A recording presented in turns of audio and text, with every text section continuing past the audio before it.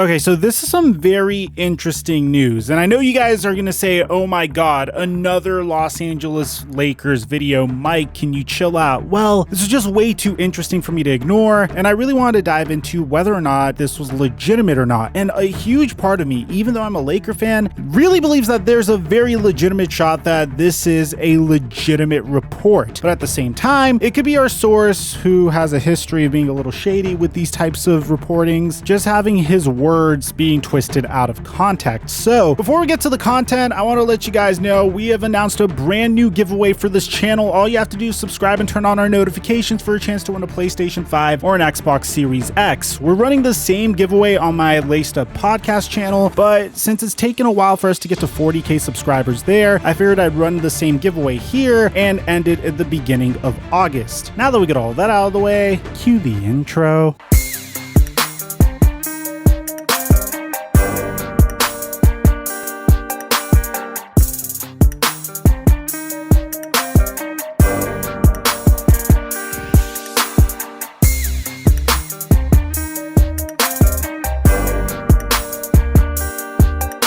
Mic check 1 2 1 2. What's going on, everybody? Do you guys remember about a little bit over a year ago, well, more like 18 months ago, this was back in 2019, and one of the earliest videos we were making in my career, there was a report about LeBron James and Kyle Kuzma, and there was a very sketchy type of beef going on between these two. Although it wasn't directly involving Kyle Kuzma, it indirectly was involving Kyle Kuzma, and it had to do with Kyle Kuzma's trainer. So his trainer posted this onto his Instagram story saying, watching Kawhi highlights from yesterday, nobody wants to speak on how sharp his skill set is compared to LeBron's. It's clear who really is in the lab and who really isn't. Let me hear the excuses. I'm on vacation. I got nothing but time. He then posted a picture saying, turn the film on. Somebody was dodging smoke yesterday and it wasn't Kawhi. Now, typically you would think, okay, whatever, who cares? It's Kyle Kuzma's trainer. Maybe he's a hardcore Kawhi fan. But then you have Kyle Kuzma going out and tweeting out, call a spade a spade. Now, bear in mind, this was a while ago. This is before the Los Angeles Lakers won an NBA championship. Hell, this was before a global pandemic shook the entire world. And you might be wondering, yo, Mike, why are you bringing this up? Because if you recall, LeBron James gave this response in a video interview in regards to the situation. Kuz came to me yesterday at practice and he told me what was going on. And that was it. I really don't really care for someone's training or whatever the case may be. Everyone can have their own opinion. And anytime someone wants to get some notoriety, they can throw my name in and people are going to pick it up. And that's why you asked me about it, because my name was in it. So I've never met the guy. I don't know the guy. I don't care less about the guy.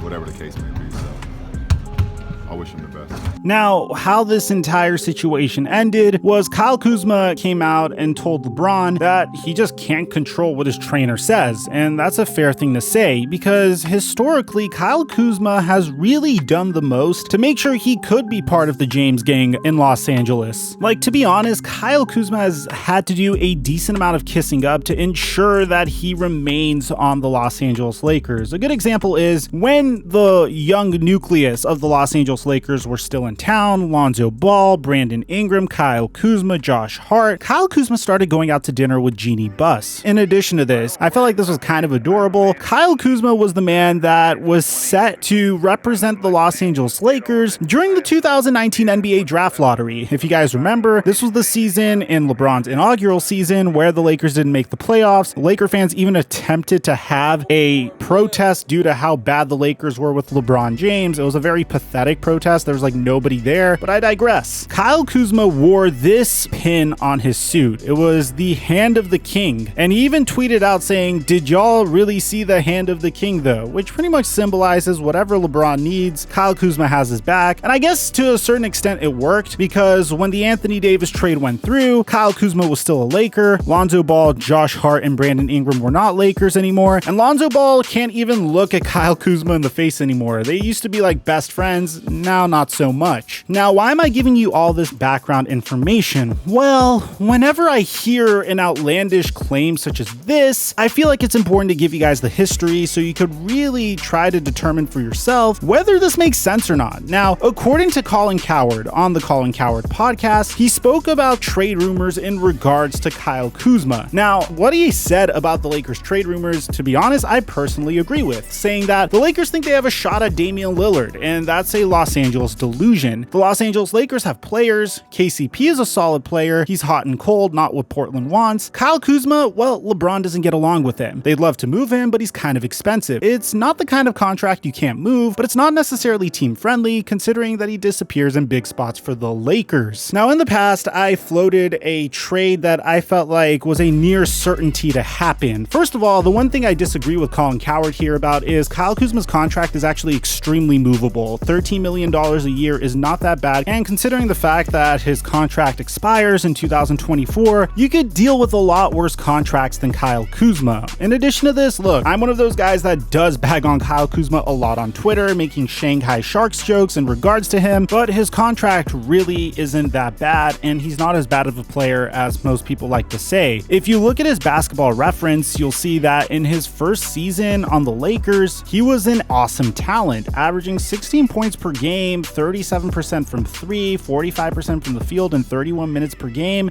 Those are pretty impressive numbers considering that he was a rookie. And in his second season, when LeBron James came to town and he was the number 2 option, that number ballooned up to 18.7 points per game. But then Anthony Davis came in during his third season, and Kyle Kuzma was relegated to being a role player, and this past season as well. Although Kyle Kuzma started a bunch of games, you could also make the argument that the Lakers had 57 days between the time they won a championship and their first game of the regular season, and then you factor in the fact that they had a bunch of brand new players coming in, they had a bunch of players going out, and Kyle Kuzma had to take on a significantly bigger load as a result of Anthony Davis's injuries, Dennis Schroeder's injuries, and LeBron James's injuries, and you could see that his numbers also took another tumble. As a result, we concluded in previous videos that it does make sense for Kyle Kuzma to get traded to a team like the Sacramento Kings, where he would reunite with the likes of Luke Walton, the head coach that he had the most success with in his entire career, and a situation where he could take on a bigger scoring load, play alongside the likes of Tyrese Halliburton and De'Aaron Fox, and of course, the Lakers could get something back in the form of Buddy Hield. You could always use more shooting if you're a championship team. Although this does kind of create a need at the backup power forward or the backup small forward spot, it does make sense for the Lakers to pull the trigger on this trade. But what about the fact that LeBron James and Kyle Kuzma don't get along with each other? Well, here's what I'm hearing. Apparently, Kyle Kuzma doesn't enjoy playing in LeBron James's shadow any longer, which is very similar to what Kyrie Irving said when he wanted to move away from LeBron James as well. And to be honest, I don't know how much I believe this, because on one hand, yes, it is true now that the Lakers are a championship team, Kyle Kuzma's role has diminished, but at the same time, I don't think he's significantly disgruntled as a result of it. There have been times where LeBron James was looking at Kyle Kuzma kind of funny and expecting him to do a specific act as a teammate, but I feel like that just came with the territory of playing with LeBron James and on a championship team. But to give you an idea of how Kyle Kuzma perceives himself, look no further than this tweet that I tweeted when I was making fun of him. Kyle Kuzma compared himself to Kawhi Leonard, saying Kawhi was a Spur for years, waiting his turn behind Tim Duncan. Manu Ginobili then did his thing. My time is coming. I wonder if this is his trainer just throwing this in his head, because his trainer clearly glorifies Kawhi Leonard. I don't think it's a situation where Kyle Kuzma can't stand being in LA, but I do think he has done what needs to be done in LA. He has grown his brand to a significantly high figure. He has a ton of Instagram followers, he got a big paycheck, and he has a championship ring to show for it. Now it's time to put himself in a situation where he could stuff the stat sheet and show that he belongs in this league and he's more than just a role player. And to be honest, he won't be able to do that if Anthony Davis and LeBron James are on his team. So let me know in the comment section down below, do you think Kyle Kuzma and LeBron James loathe each other, or do you think Colin Cowherd's words are being taken out of context? Aside from that, I'm your boy Mike, and I'm dropping our mic until our next upload.